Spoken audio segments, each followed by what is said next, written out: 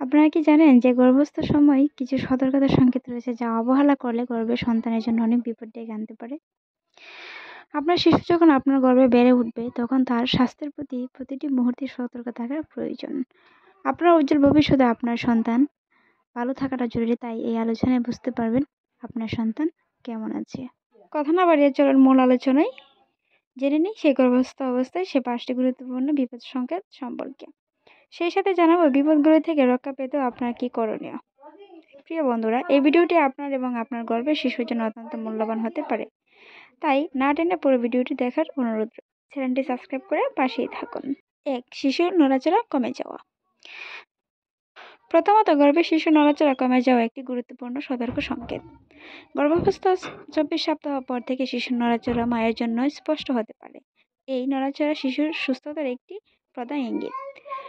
সাধারণত দিনে অন্তত 10 বার শিশুর নড়াচড়া অনুভব করা যায়, বিশেষ করে খাবার পর বা খাওয়ার সময়। শিশুর নড়াচড়া কমে আসে একদমই বন্ধ হয়ে যায় তাহলে এটি হতে পারে ভিটাল ডিস্টার্ব বা অক্সিজেনের প্রভাবে।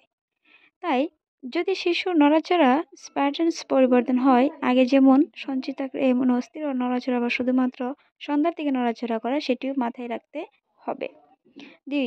2 ঘন্টা পর বা তারও বেশি সময় ধরে কোনো নড়াচড়া অনুভব না করলে সতর্ক হওয়া উচিত। বাচ্চার নড়াচড়া কমে গেলে কি করবেন? কম নড়াচড়া হলে শুয়ে পড়ুন এবং নড়াচড়া মনোযোগ দিয়ে খেয়াল করুন। ঠান্ডা পানি পান করুন বা কিছু মিষ্টি খেয়েও থাকতে পারেন। প্রতিদিন নড়াচড়ার সংখ্যা গুনুন এবং তা একটি খাতায় লিখে রাখুন। 2 ঘন্টা পরের মধ্যে 10 বার নড়াচড়া না করলে বা নড়াচড়া কম হলে অবিলম্বে চিকিৎসকের সাথে যোগাযোগ করুন। প্রয়োজন হলে আলট্রাসাউন্ড বা নন-স্ট্যান্ড স্ট্যাক করার প্রয়োজন হতে পারে। 2. গুরুতর বা ক্রমাগত পেটের ব্যথা। দ্বিতীয়ত, পেট তীব্র বা ক্রমাগত ব্যথা হওয়া।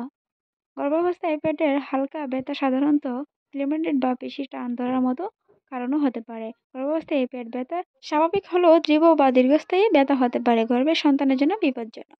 বিশেষত 2য় এবং 3য় ট্রাইমেস্টারে এই ব্যথা সম্পর্কে বিশেষজ্ঞদের সতর্ক হতে হবে। যদি তীব্র ব্যথা হয় তাহলে এটি প্লাসেন্টা ও আব্রাশন, যেখানে প্লাসেন্টা অধিকাংশ বা সম্পূর্ণভাবে ইউটিসিস ওয়াতে আলাদা হয়, এটি ইউটিটারাসের অভ্যন্তরীণ রক্তকরণের ইঙ্গিত দেয়।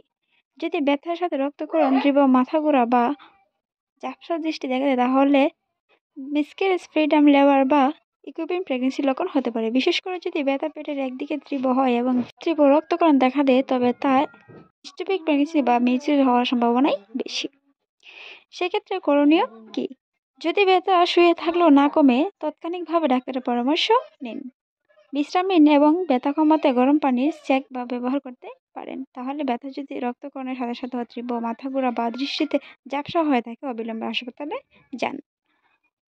কোনো কিছুতে অবহেলা করা ঠিক নয়। রক্তকরণ। তৃতীয়ত, গর্ভাবস্থায় রক্তকরণ একটি অত্যন্ত গুরুত্বপূর্ণ সংকেত হতে পারে। এটি বিভিন্ন ধরনের হতে পারে।